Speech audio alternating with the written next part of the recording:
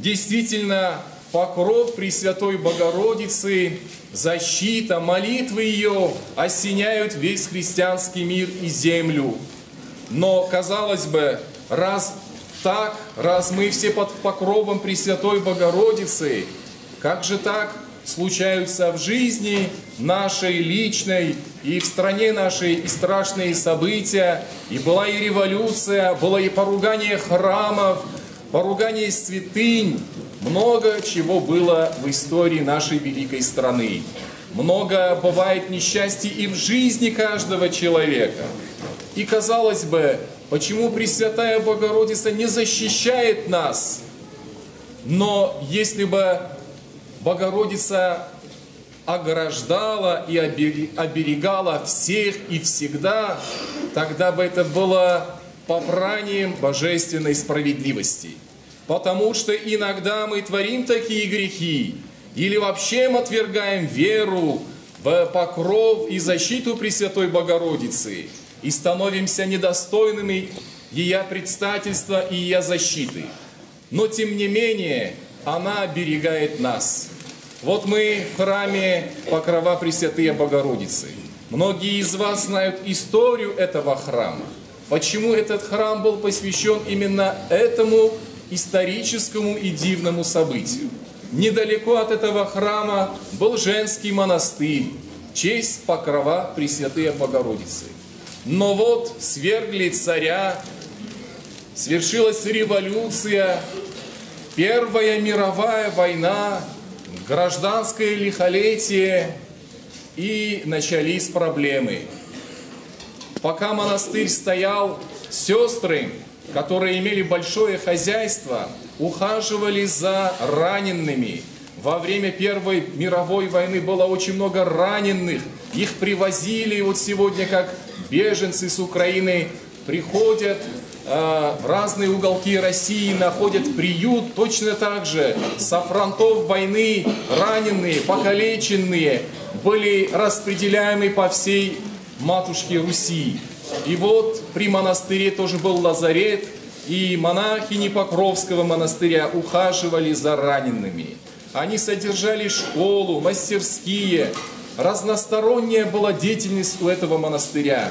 И вот нашлись люди, которые решили, что этот монастырь состоятельный, надо, чтобы они поделились своим имуществом.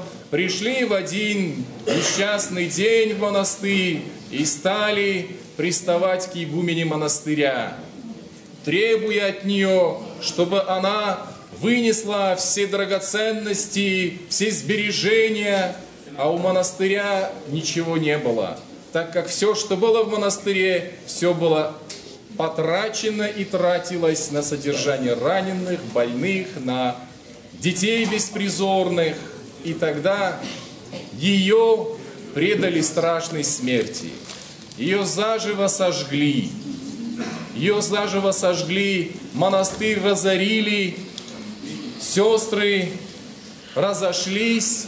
Еще до недавних пор были живы те, кто помнил еще сестер монастыря Покровского. И именно в память об этом монастыре и был посвящен престол этого храма Покрову Пресвятой Богородицы. Монастыря нет, но зато был воздвигнут этот великолепный храм. И впоследствии благоукрашен трудами отца Владимира Михайлова. Сегодня знак свидетельства Покрова Пресвятой Богородицы, монастырь этот, а точнее то, что от этого монастыря осталось, а сохранился храм, сохранились монастырские стены. Многие из вас, видимо, не раз проходили мимо этих монастырских стен, но не знали, что это монастырские стены. Это недалеко отсюда. И вот эти почти уже развалины, наконец-то, в этом году милостью Божией и предстательством Пресвятой Богородицы переданы нашей епархии. Там вновь будет монастырь Пресвятой Богородицы. Наконец, и власти пошли навстречу и передали в собственность землю под храмом. пока нам вернули только сам храм и землю под ней. Но матушка Нонна будет строить там обитель, подворье женского монастыря, чтобы вновь возносились там молитвы, чтобы явной стала молитвы и предстательство Пресвятые Богородицы. Дай Бог, чтобы все наши молитвы, мы все живем на земле, мы все впадаем и в грехи, и в сложные ситуации, различные бедствия и беды. И вот только что произнесенной молитве в песнопении мы молились, чтобы сама Пресвятая Богородица пришла к нам с утешением. Дай Бог, чтобы Матерь Божия приняла все наши молитвы, сподобила нас милости своего Сына Христа Спасителя. Вот сегодня сколько было причастников, очередь огромная выстроилась к чаше Христовой, и мы все причащались тела и крови. А ведь, причащаясь, мы как бы свидетельствуем свою веру в то, что готовы вместе со Христом разделить Его страдания. Не только тогда молиться Богу и воссылать Ему хвалу, когда нам хорошо, когда все великолепно, но когда нам тяжело, когда мы гонимы и притесняемы, именно тогда стоит еще сильнее благодарить Господа, потому что такие молитвы бывают наиболее благодатными. Тогда Господь действительно посылает свою силу и благодать. Я хочу поздравить сегодняшним праздником, любимым праздником христианского мира, особенно на Руси. Удивительно, что мы празднуем события, связанные с Константинополем, чтобы Матерь Божия не допустила падения Константинополя. Были посрамлены полчища, которые старались взять город, поднялась буря, и корабли их, большинство кораблей потонуло. И они, увидев знамение свыше, решили отказаться от этого намерения.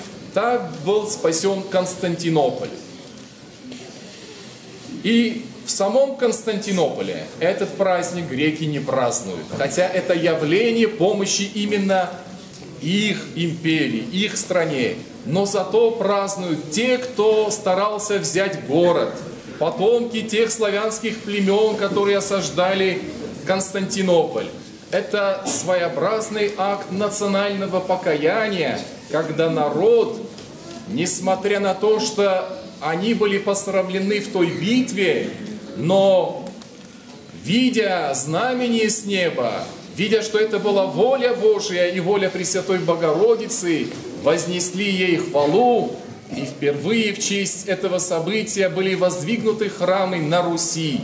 Особенно известен храм Покрова на Нерли, жемчужина русской архитектуры. И другой величественный храм в честь этого праздника на Красной площади, более известный как храм Василия Блаженного. Центральный престол этого величественного собора посвящен Покрову Пресвятой Богородицы. И сейчас на Красной площади тоже возносятся молитвы, тоже, думаю, совершается крестный ход. Дай Бог, чтобы молитвы наши, обращенные сегодня в различных уголках нашей необъятной страны, возносимые ко Пресвятой Богородице, объединились в единую мощную струю, и чтобы по нашим молитвам, по молитвам Пресвятой Богородицы, Господь послал нам милость, преклонил свою благодать к нам, чтобы каждый из нас в жизни своей почувствовал ее покров и предстательство.